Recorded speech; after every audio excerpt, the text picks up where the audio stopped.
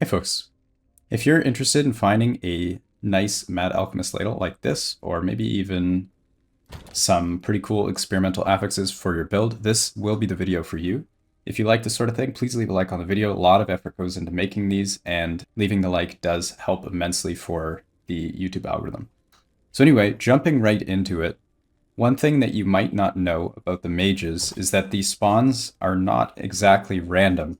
So each map has a different layout. So I'll load into a map here. And the layout has certain predetermined spawn points.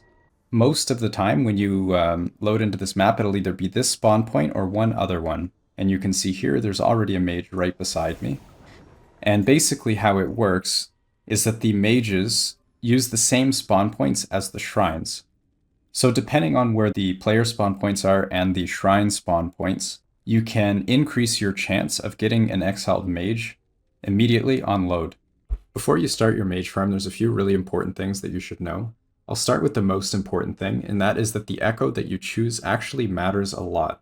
So as I mentioned in the opening, I used Lakeside Trail, and from my personal experience so far, this has been the one that yielded the best results. You should be able to determine the chance of a mage spawning at your spawn location for each echo mathematically. However, I did want to just go in and confirm that my hypothesis was remotely correct. So I did go back and look at my footage and made the timestamp here of every time I saw either a mage or no mage when loading into the echo. And you can see that 53% of the time when I loaded into Lakeside Trail, I did have a mage. So that's probably as close as you're going to get to optimal. If you guys find any ones that are better, please let me know in the comments and I will pin it if it turns out that there is another echo that is better. So there are a few other potential candidates. I know some people do like the Solarum Ascent, and another one is the Necropolis Streets. I've personally tested both, and I did not find them to be as good as Lakeside Trail, but your mileage may vary. If you want to know what timeline a specific area spawns in, Tunk Labs has a pretty useful tool for this that I will link in the description. But just as an example, we can scroll down and look at Lakeside Trail here. We click it and we can see it spawns in the Lagon timeline, the Stolen Lance, Reign of Dragons, and Age of Winter. It is probably a good idea that you set up your mage farm in a timeline that you aren't regularly farming in. So for example, if you run the Shade, it will reset your web. And if you have a optimal setup, you may lose that. And if you want to set up your echo modifiers a certain way, as you go and do other echoes, it will overwrite those modifiers. Now I'm going to quickly talk about the strategy, and then after that we will jump into some things that you can do to maximize your mage chance of spawning, and also your loot quantity and quality. So first, the strategy is pretty simple. All you're doing is you're joining into the map, and you are leaving if you don't see something that you want. So that's pretty much it. You don't really need to know anything else. There will be exiled mages at your spawn point, and there will also be eternal caches too, so if you are interested in those to get a little bit of extra loot, you might as well grab them while you're at it. There's also going to be a bunch of shrines too, so you can click the shrines, get some idols sometimes, get some gold, get some affix shards. It will also get you a lot of those type of things, just as a byproduct of doing the mage farm itself.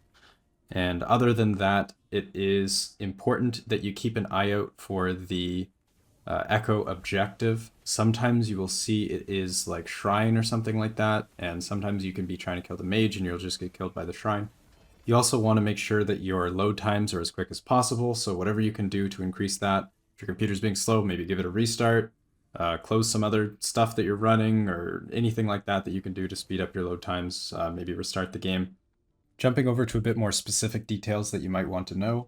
So corruption scaling is pretty important for Exiled Mage Farm. It has been confirmed that the corruption scaling does affect the regular loot from Exiled Mages. So I believe that is to say that the LP chance of stuff like Ladle would be increased with corruption, as with other unique items. It also probably means that you're going to be seeing higher rarity on the non-unique items. So I believe that the unique items themselves are a fixed drop table. So it probably won't increase your chance of getting a ladle itself, but please correct me if I'm wrong on that.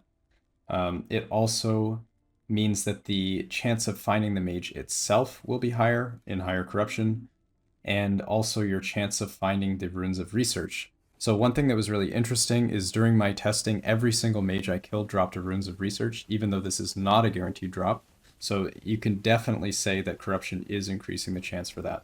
One thing that has been kind of repeated throughout the community is further distance from the center of the echo web increases your chance of finding mages and also the drops from mages.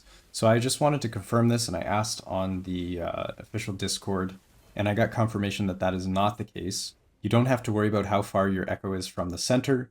It's not actually that important, so that should make setting up your mage farm a lot easier. This is probably good news. I was not able to get a firm answer on rarity though. However, I think it's probably fair to say that the echo modifier's increasing rarity probably affect the non-unique drops from mages. However, it likely doesn't increase your chance of getting something like a Mad Alchemist Ladle. So I probably wouldn't worry about the rarity from echo modifiers too much. You do want to push corruption, but maybe not worry about the specific modifiers other than avoiding modifiers that make it take longer for you to kill the mage or make it so that the mage is very likely to kill you. Before I wrap this up, I know you guys like data, so here is the results for my 1-hour testing session. As I said, the full 1-hour video will be in the description, so check that out if you're interested. But yeah, here we're just going over all the loot from that. It might be a little bit disappointing. No 4LP ladles or anything like that, no crazy experimentals, but it was only an hour, and I think that this was a pretty good showing for the possible results you can get. Definitely worth doing if you do want items like this. Probably not worth doing for Merchant Guild. I don't know if it's worth the time, but for COF, we don't really have any other option. And this is the best way to get these items. So yeah, that's pretty much it. Cheers, folks.